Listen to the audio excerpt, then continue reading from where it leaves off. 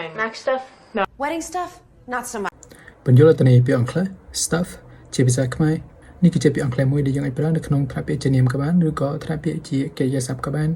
យើងអាចប្រើវាដើម្បីជំនួយពាក្យអង់គ្លេសមួយទៀតគឺ thing ដែលមានន័យថាវត្ថុគឺរបស់របរអ្វីមួយមែនទេហើយយើងប្រើពាក្យ stuff ដើម្បីជំនួយឲ្យវត្ថុឬរបស់របរទូទៅឬក៏របស់របរដែលជារបស់នរណាម្នាក់ដែលជាកម្មសិទ្ធិរបស់នរណាម្នាក់យើងអាចប្រើពាក្យមួយនេះជំនួយពាក្យថា thing ប៉ុន្តែយើងមិនអាចប្រើវាជាមួយលេខចំនួនឬក៏បន្ថែម s ទៅលើវាបាននោះទេដោយសារវាគឺជាប្រភេទពាក្យប្រភេទនាម uncountable ឬក៏នាមរាប់មិនបានដូច្នេះយើងអាចនិយាយថា one stuff ឬក៏ two stuffs បាននោះទេយកថាចឹងបានទេអូខេយើងអាចនិយាយបាន some stuff ឬក៏ a lot of stuff ឧទាហរណ៍ I packed all my stuff into the suitcase មានន័យថាខ្ញុំបានវិច្ចបំវិច្ចរាល់របស់ខ្ញុំនៅក្នុង vali នៅក្នុងឧទាហរណ៍ហ្នឹងយើងនិយាយថា all my stuff មានន័យថារបស់ខ្ញុំទាំងអស់ប៉ុន្តែយើងអត់ថែម s ពីក្រោយវានោះទេដោយវាជាប្រភេទនាមរាប់មិនបានឧទាហរណ៍មួយទៀត whose stuff is on the floor មានន័យថាតើរបស់ណាគេនៅលើការ៉ូឬកន្លែងដើរហ្នឹងរបស់ហ្នឹងអាចស្ដៅលើតិចក៏បានឬក៏ច្រើនក៏បានយើងអាចប្រើពាក្យមួយនេះទាក់ទងទៅនឹងសារធាតុឧទាហរណ៍ what is this sticky stuff on the table មានន័យថាតើសារធាតុអ្វីឬក៏របស់ស្អីគេនៅលើស្អិតនៅលើតុហ្នឹង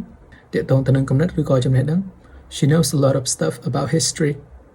មានន័យថានាងដឹងរឿងរ៉ាវជាច្រើនទាក់ទងទៅនឹងប្រវត្តិសាស្ត្រឧទាហរណ៍មួយទៀត I've been thinking about some deep stuff lately មានន័យថាខ្ញុំបានកំពុងគិតពីរឿងរ៉ាវដែលជ្រៅជ្រៅឬរឿងរ៉ាវដែលស្មុគស្មាញជាច្រើនថ្មីនេះទាក់ទងទៅនឹងសកម្មភាពកិច្ចការពាក្យសម្ដីឬក៏អាហារ We did some fun stuff at the camp មានន័យថាពួកយើងបានធ្វើរឿងសប្បាយនៅកន្លែងបោះតង់ឧទាហរណ៍មួយទៀត He said some weird stuff during the meeting មានន័យថាគាត់បាននិយាយរឿងរ៉ាវចម្លែកឬក៏ប្លែកក្នុងពេលប្រជុំឧទាហរណ៍មួយទៀត Let's grab some stuff to eat មានន័យថាតោះទៅទិញឬក៏យកអាហារខ្លះដើម្បីញ៉ាំទាក់ទងទៅនឹងអាហារដែរនៅក្នុងពិធីបុណ្យ Thanksgiving នៅសហរដ្ឋអាមេរិកជាធម្មតាយើង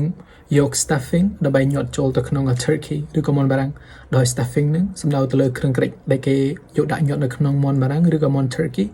មុនពេលចម្អិនវាបើថាពាក្យជាកិរិយាសព្ទវិញយើងអាចប្រើវាដើម្បីសំដៅលើសកម្មភាពញាត់អ្វីមួយចូលទៅក្នុងអ្វីមួយទៀតឧទាហរណ៍ She stuffed the pillow with feathers មានន័យថានាងបានញាត់ស្លាបបក្សីចូលទៅក្នុងខ្នើយ